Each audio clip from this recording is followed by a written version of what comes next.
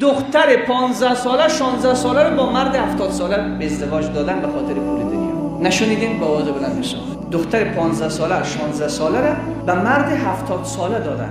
آخه این جوان است، شهوتش هم جوان است، قوت جوانی دارد، خواسته ها دارد. یک دختر 16 17 ساله و او طرف اون مرد 70 سال سنش است، پیر شده، ضعیف شده، ناتوان شده، میلش کم شده، به خواسته های این دختر رسیدگی نمیشود. این دختر دیگر چه کار باید بکنن؟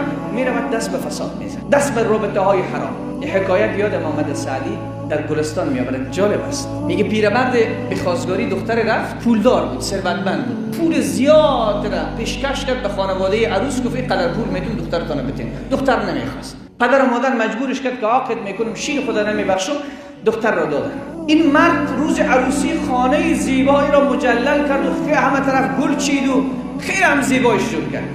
بعد از اینکه عروس در خانه آمد، عروس که پیشانیش گرفته بود، تبسم در لب نداشت، آرزوهایش دفن شده بود، خیالاتی که داشت همه مرده بود. وقتی که آمد این مرد متوجه شد دید که عروس حال نداره، شروع کرد به قصه ها و افسانه ها از هر طرف آمد دوخت برش. گفت که این پیرمرد میگه، سعدی میگه، پیرمرد به دختر میگه که این بنازم این بخت بالایی تو که نصیب من شدی تو و من نصیب تو شدم. چقی بخت، چشم بخت تو چقدر بیدار بوده که هم صحبت من شدی. موار یک انسانی که این همه دوست دارم تو، این همه محبت دارم با تو.